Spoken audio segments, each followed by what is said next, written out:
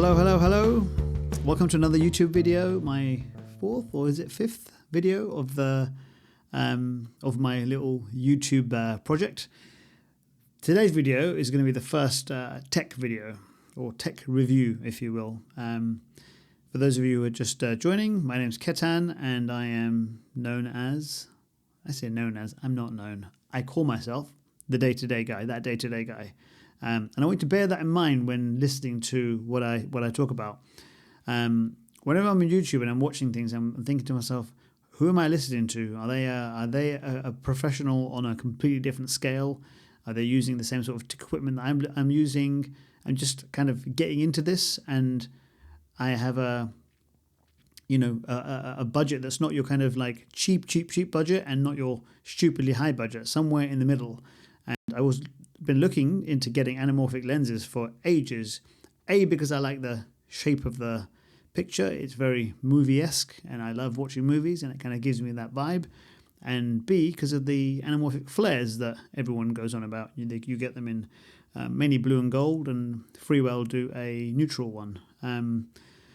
But let's talk about the AliExpress lenses that nobody really seems to be. It seems to be enough reviews on those. So you've got this is the 1.33x one that I bought for £25, and then similarly priced somewhere, I don't remember exactly what the amount was, but the 1.55 lens. And I thought to myself, and I ordered a bunch of other more expensive lenses as well. And I ordered these to check, like, are they actually any good? Because if they are, it's not because I can't afford the other ones. Is it justified to spend 150, 160, 170 pounds on a lens? Or the newer one is slightly cheaper, sort of 70, 80 pounds. But these are very good for, I'm not even going to say very good for the price. They're just very good. Unless I'm missing something, they offer a fairly sharp picture.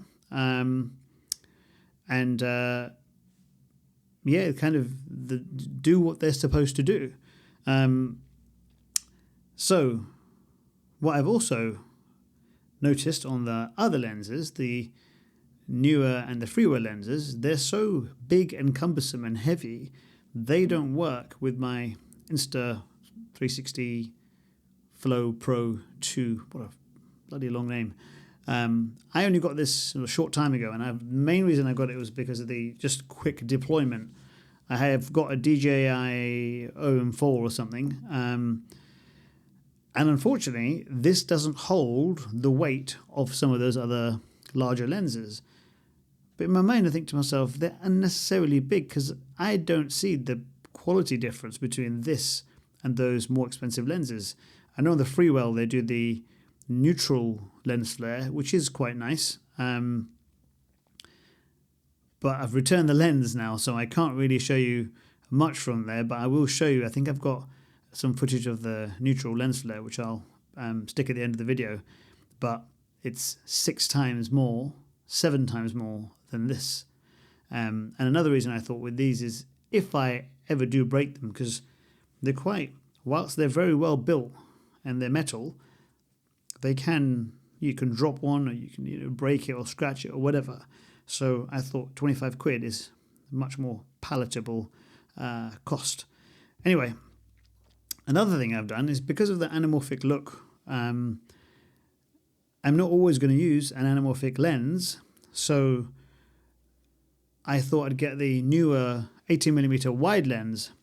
And to that, I've added the wide lens I'm using at the moment, so I can't show it, but I've added this filter, what's called a gold streak filter.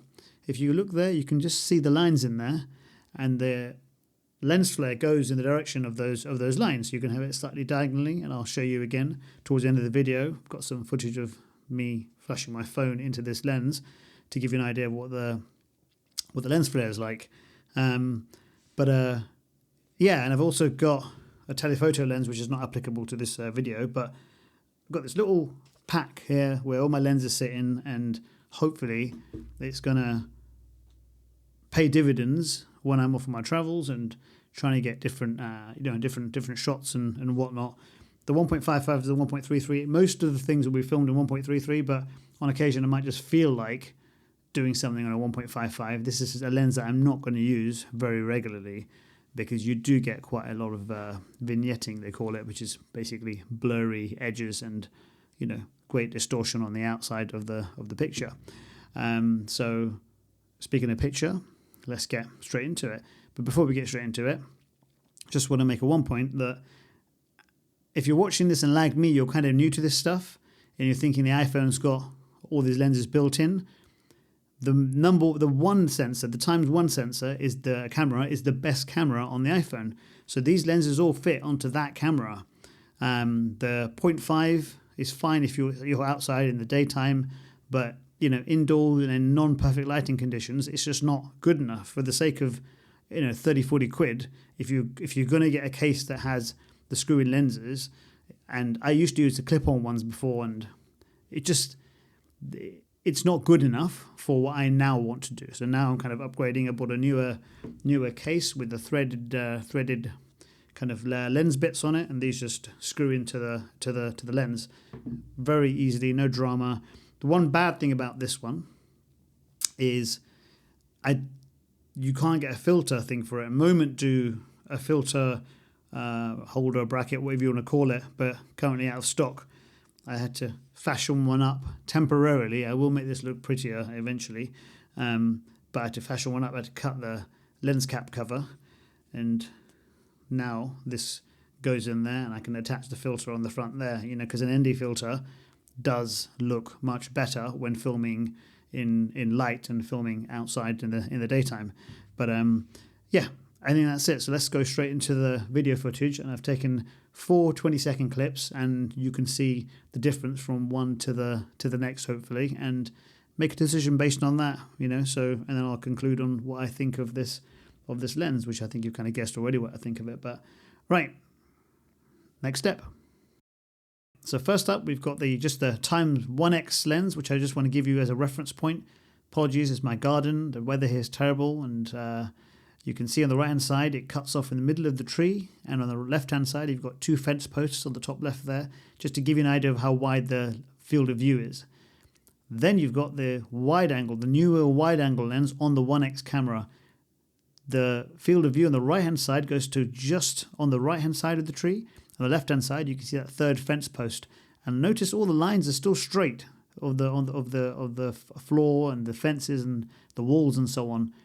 When we go onto the anamorphic lens, there's a slight curvature at the bottom there, and at the top, but you can't notice at the top because there's no straight lines to reference against. And on the right-hand side, you can see the summer house is kind of tilting a bit to the left along the top. You can basically see the lens distortion, but the picture is still very, very sharp on all the corners.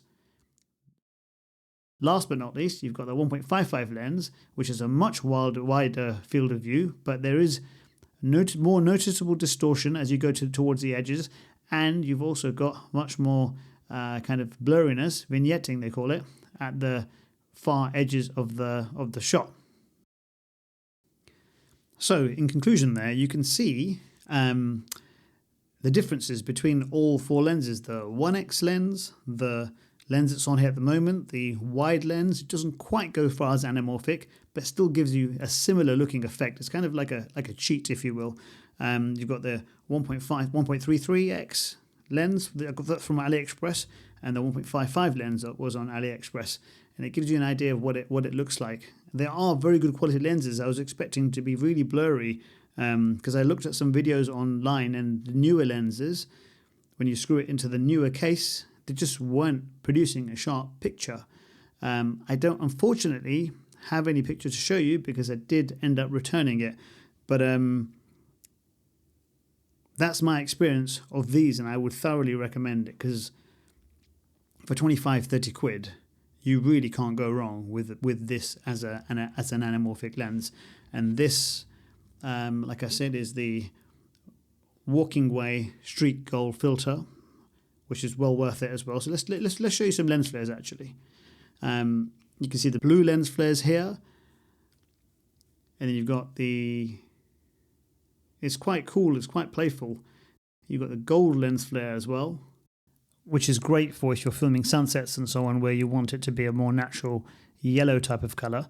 And then last of all, we've got the neutral lens flare, which basically exaggerates the color of the light source, as you can see here. The lens flares are admittedly quite fun, and it's kind of like the what do you call it, the party piece, if you will. However, you've got to be careful not to overuse it. I haven't used it in anything yet because I've not actually gone out there and started filming yet, and I'm going to do more of that when I go to India this week. So really looking forward to that. But in summary, these are awesome lenses. Genuinely, for 25 quid, you can't go wrong with this one. I'll put a link in the description for this lens, the 1.33, the 1.55, and I'll also put in a description and a link to the WalkingWay gold streak filter, because when you saw the gold streak, that wasn't an anamorphic lens. Just to reiterate, that was on the wide lens with this filter on it. This filter can make any lens look like, give it that anamorphic effect there. So yeah, that's pretty much me done. Hope you find it useful. I thought I'd do this because I just didn't see much out there in the way of information of for these two anamorphic lenses. And yeah, I put a variety of things on. I'm going to put a variety of things on my channel. It's not like one thing in particular, just general kind of tidbits. And if you like what you saw, give us a like. If you have any questions in the comment section or criticisms or corrections, let me know. I'm also very new to this, so I'm constantly learning, and I'll put out there kind of as much as I can to teach people who are in a similar position to me. So yeah, thank you for watching, and ciao for now.